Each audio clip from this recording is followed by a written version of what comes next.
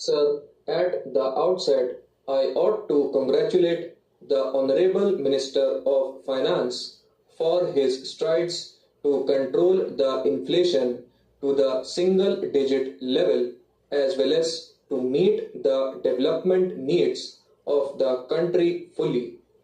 It is commendable on the part of the government that they have achieved a record target in the production of wheat and rice during the current year.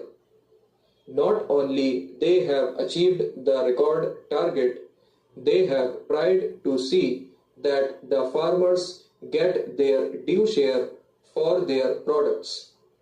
But at the same time, I would like to point out to the House as well as to the Honorable Minister that there are some distortions in our production process, and in spite of achieving the record target in food production this year, there are some distortions in the production of rice.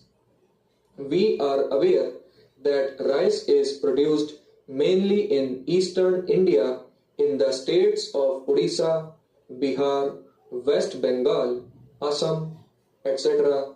But I find from the papers available in the library that the production of rice yield is actually not equitable in comparison with the other states of the country. Here I must point out that according to an international comparison amongst the less developed countries, the best results are reported from Korea, China, and Indonesia, and amongst the industrialized countries, Austria leads with Japan following closely. The experience with high-yielding varieties has shown that when the ecology of the rice field is charged by the application of more water and fertilizer, the threat to yield caused by the triple alliance of weeds, pests, and pathogens could become serious. Countering the risk effectively will be particularly important for the small farmers who cannot otherwise be expected to show an improvement, making requisite investments in inputs which are vital to the success of high yielding.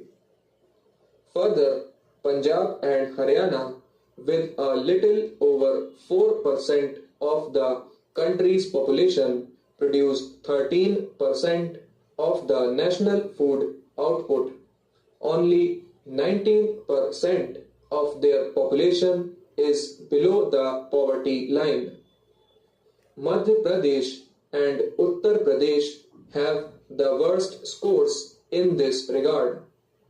So, the picture of plenty reflected in absolute figures of increase of food production has to be viewed in the context of intensity of deprivation that stalks the vast countryside, because the per capita calorie supply is uneven due to the weaknesses in the distribution system. So, I would request the Honorable Minister to see that these distortions are